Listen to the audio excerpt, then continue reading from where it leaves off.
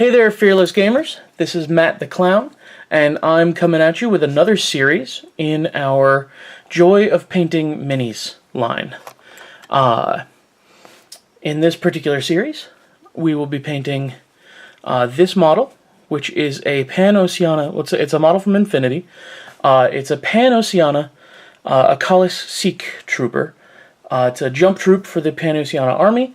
And basically it came with the Operation Ice Storm starter set, which I do have an unboxing and review that I need to upload for that, which I'll probably do soon. My fiance took the Nomad minis from the Ice Storm box, so I was sort of saddled with the Pano models. Pano's not my favorite faction, but the models in this box are pretty cool, so I have no problem painting them. I won't have a problem playing with them in small games, but I digress. A couple of quick things. Much like the Vet, I like to paint with some noise on in the background. It actually somehow helps me keep focused.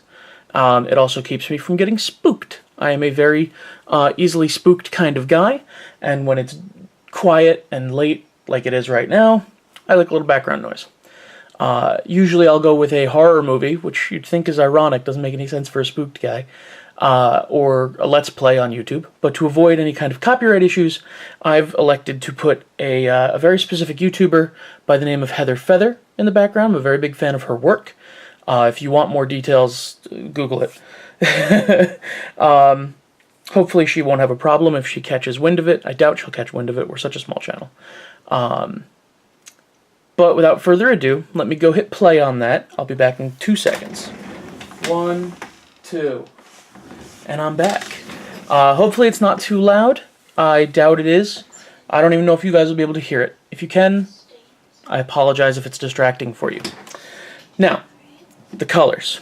For this model, I'm going with a very specific sort of color scheme. If you guys are fans of Song of Ice and Fire, or the now somewhat better known Game of Thrones TV series, I'm doing these in a House Tyrell color scheme, which involves, and I'm using all P3 paints here, Gnarls Green, which will be highlighted up to a Josan Green, Rulic Gold, there it is, which will be highlighted up to a solid gold, Beaten Purple, which will likely just get highlighted back up to itself. Maybe I'll throw a little Scorn Red in there for some brightness. If that changes, you'll know in that particular episode. But the only Citadel paint we'll be using is their Agrax Earthshade. I like a little wash, and I like the Citadel washes more than I like the P3 washes. The P3 washes get a little too glossy for me. I like a more matte, flat kind of finish on my minis. I'm also going to be utilizing very specific brushes that I recently picked up from Blick. It's these. I wish I knew the model numbers or the name of the line. They're from Princeton Art and Brush Company. I picked these up at the recommendation of a friend of mine that works at Blick, who is a very good artist and has done some great concept art for Fearless Games for future projects that maybe we'll actually move forward with at some point. I don't know if he's got a website. I'll find out, and maybe we'll put it in the description. In any case, without further ado, let me explain what I've done so far with this model. So far, with this guy, I've assembled him completely because, unlike the Vet, I've come to the point where I just prefer to completely assemble the model. I find it's a little bit easier in the long run for me to do so that's what I've done. I've clipped him, I sanded him, or filed him, took off the flash, all that stuff, and then I primed him in my personal preferred primer, which is Vallejo Surface Primer. It is it's an acrylic polyurethane primer. Basically, it's magic. It is some serious wizard material. It takes paint very readily. It gets into all the crevices, and when airbrushed, will self-level. I don't recommend applying it with a brush.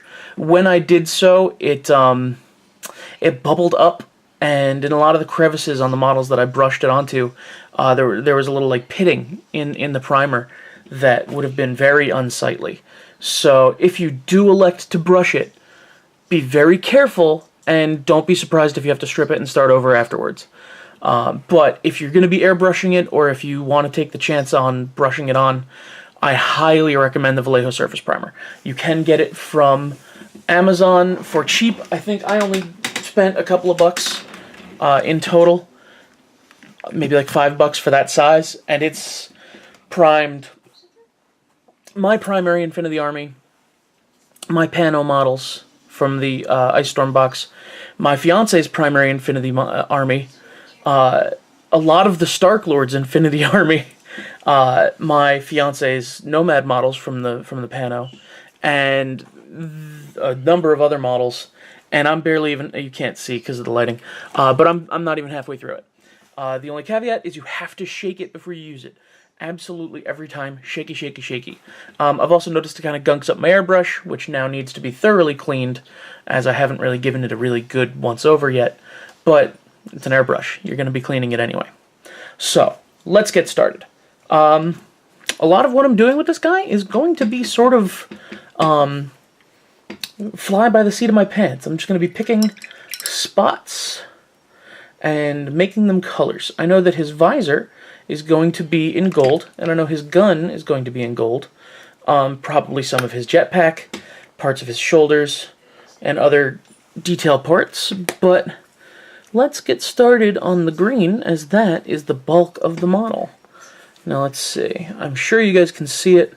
Well, okay, I'm not sure, because I actually can't see the readout for my camera. I'm trying an angle that is a little bit different than what the vet gave you, to try and give you as much of a view as I can of what's going on. Now right now I'm just putting a very simple, very thin base coat onto this guy in the Gnarls green. Now the stuff that's gold I'm going to put on over the green for the most part, unless it's something I know already is going to be gold, like that visor. I'm probably not going to hit it with the green.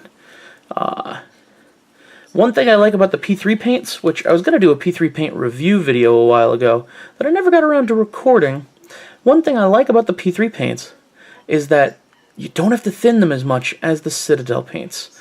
I find that out of the pot, they're a little bit thinner, or at least a little bit easier to work with, without having to add a whole lot of water, or a whole lot of whatever your preferred thinning medium is. Be that paint thinner, which I don't really recommend because it's noxious and flammable, or any sort of, big deal art supply kind of thinner that I might not be super familiar with, because I only took one painting class in college. I'm sure I've mentioned it in the past. I was a fine arts major in college for 3 years. However, I don't think I've gone into detail. I was a graphic design major for 2 of those 3 years, I believe. And then I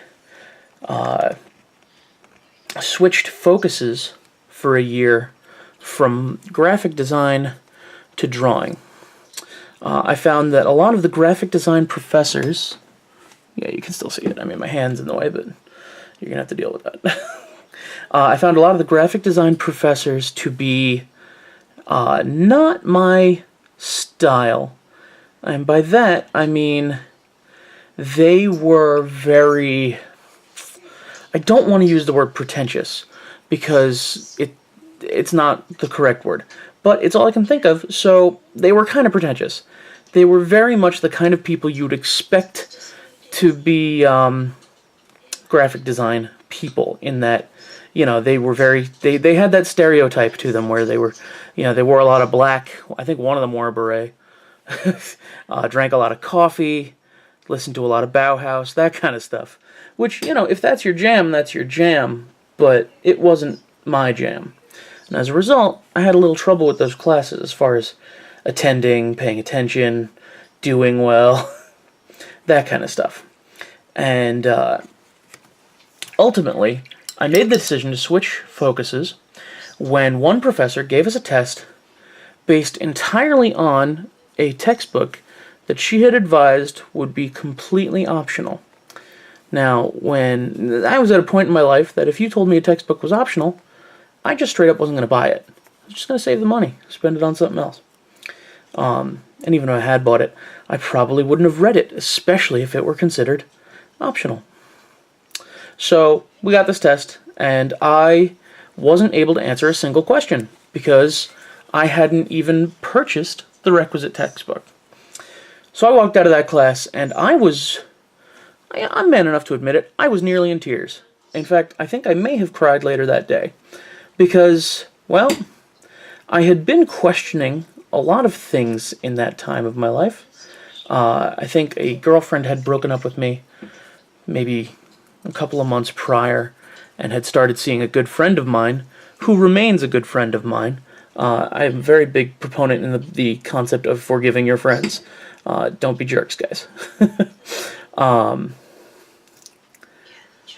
So I think I was putting up with that, and I was putting up with not doing so well in school, and I'd been in school for 2 years and had not made a whole lot of progress because, I'm not going to lie, I hadn't been going to class. But that's a story for another time. Possibly later in this day, but another time.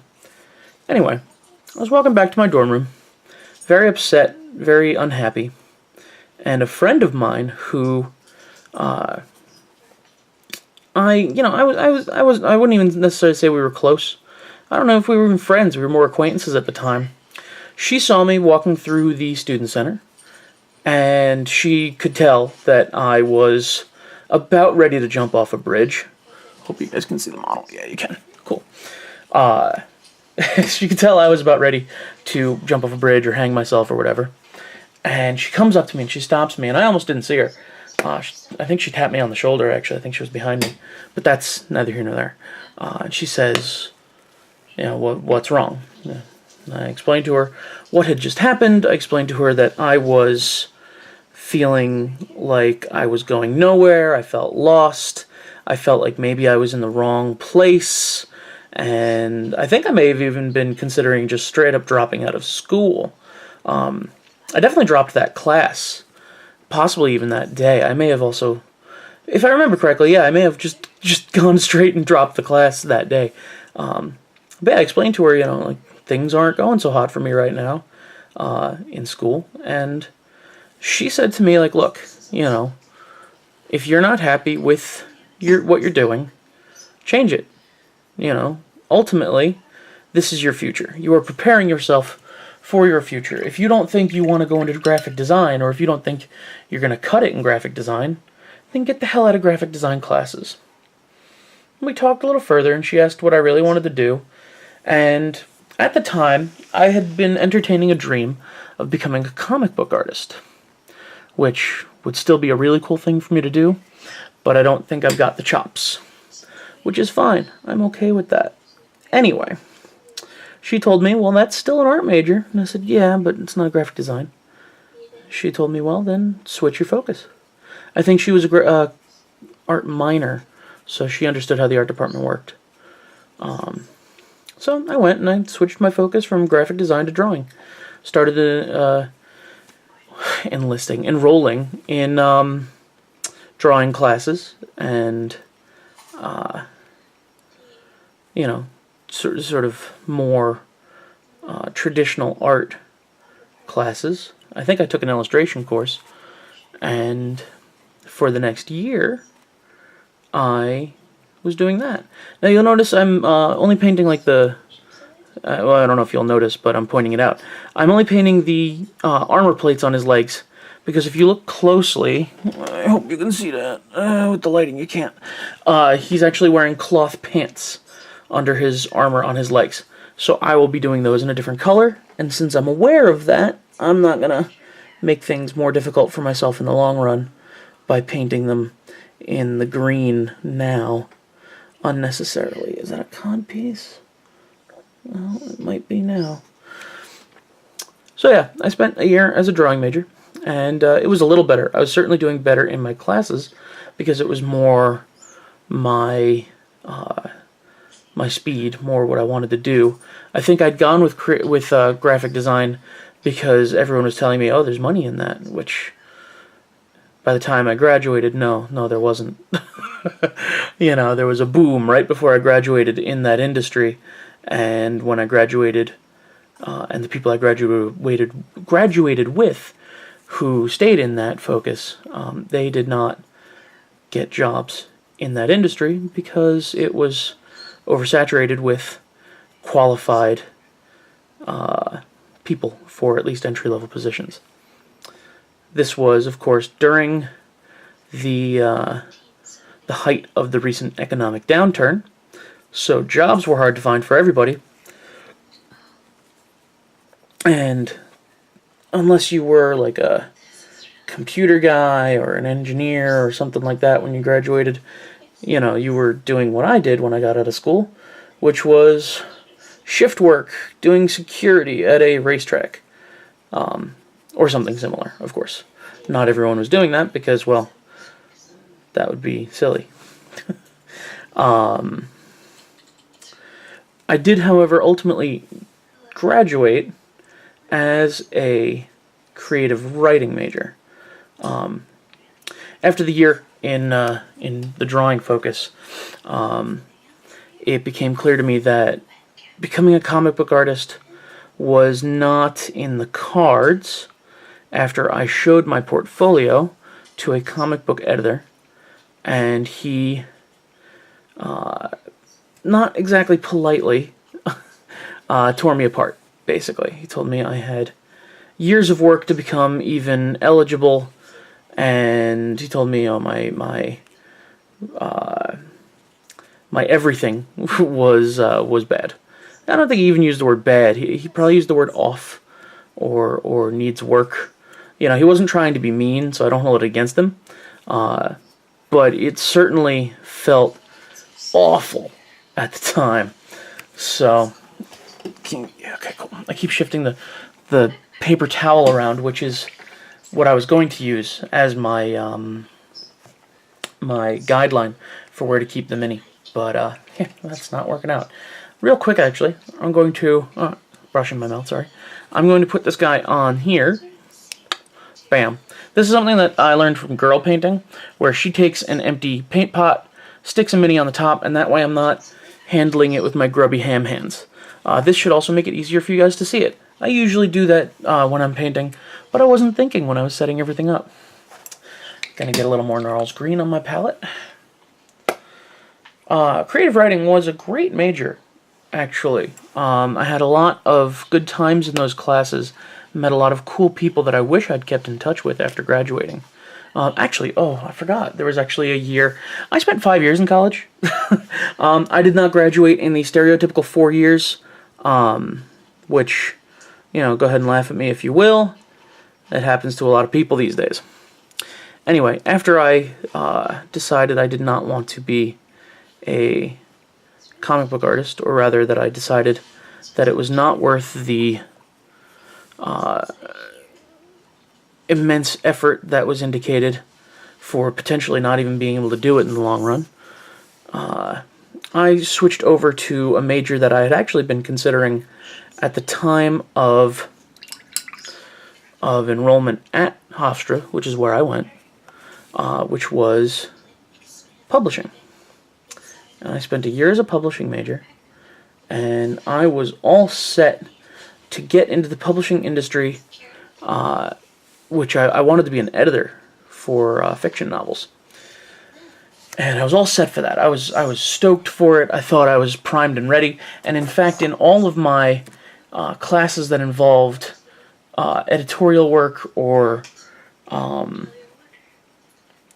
really like anything that involved the logistics end of the business, I excelled. But there was one class that I absolutely was not able to pass. I'm cleaning my brush a little bit right now because it was getting a little bit frayed, and I'm just trying to take good care of it. Anyway, the one class I couldn't pass was, just checking the time, was the marketing class. Now, I maintain that the reason I couldn't pass that class wasn't because I wasn't any good at it, but because the professor was very focused on numbers.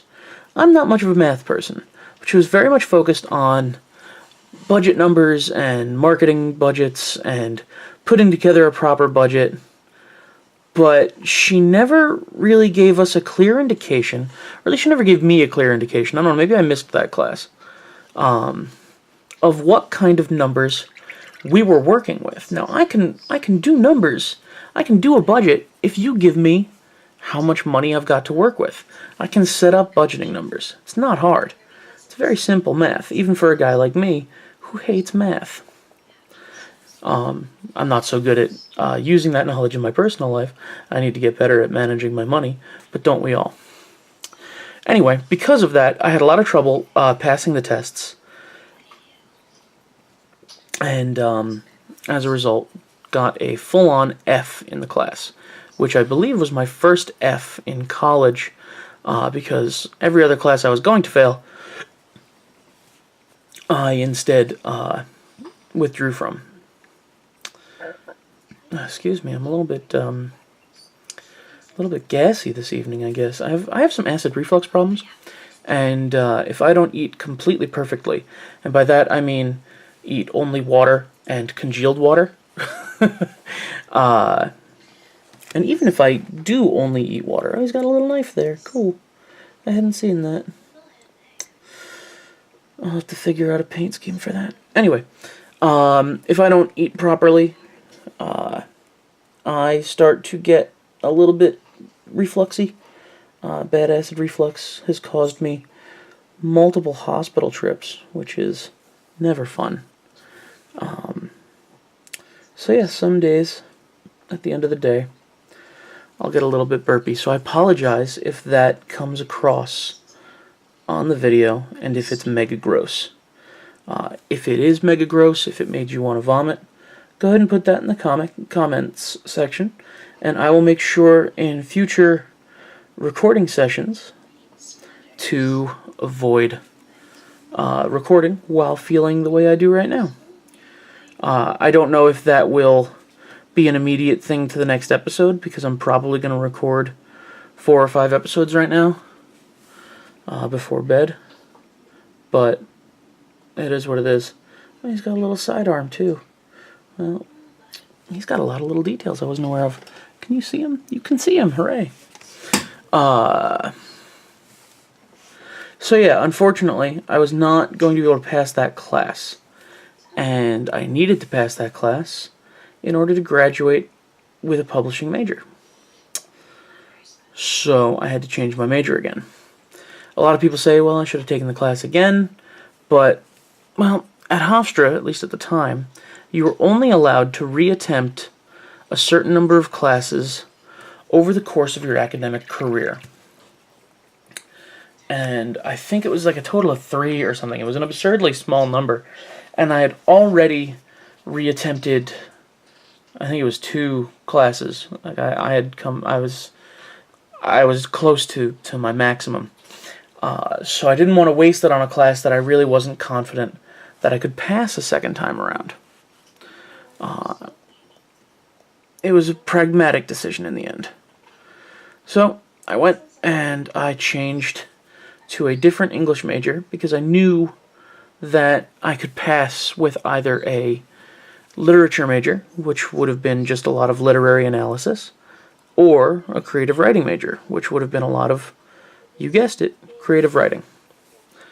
I always enjoyed creative writing in school, like high school, middle school, that kind of stuff. I had never considered it as an option in college until I was desperate to graduate. I wasn't even really fully aware that it was a major until I'd been at Hofstra for 3 or 4 years and found out that one of my friends was a creative writing major. Pretty sure that's what gave me the idea. In retrospect, I wish I'd known sooner, because that's the major I probably would have started with. You know, when I first went to college, and I was a freshman, and I was trying to figure out what do I want to major in, a friend of mine, dear friend of mine, who I haven't seen in probably coming on, let's see, I graduated in 08, he graduated in 07, I think. No, he graduated earlier in 08. It's 2015 now. Yeah, I haven't seen him in the better part of a decade. It's been like 7 years now. I haven't seen the guy. Haven't heard from him in like 2. He's busy up in Canada these days doing a lot of. I think he's like teaching at a college up in Canada. I've read a lot of his recent articles. He writes a lot of articles as well online. He's a very prolific kind of guy. I'm very proud of him.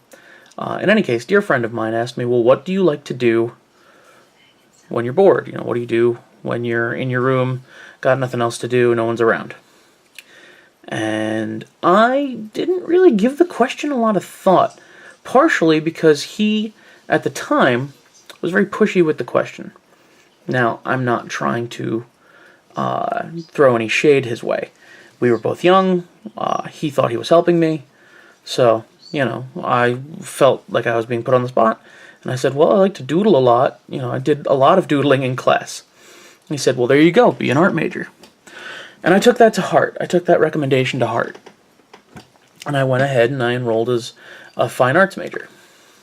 If I'd sat down and given that question more thought at the time, I would have realized that in high school especially, I spent so much time writing really crappy fiction when I wasn't at school. And even when I was at school, for a few projects, you know, there was always the occasional creative writing project, and I always jumped all over those projects. I thought they were great.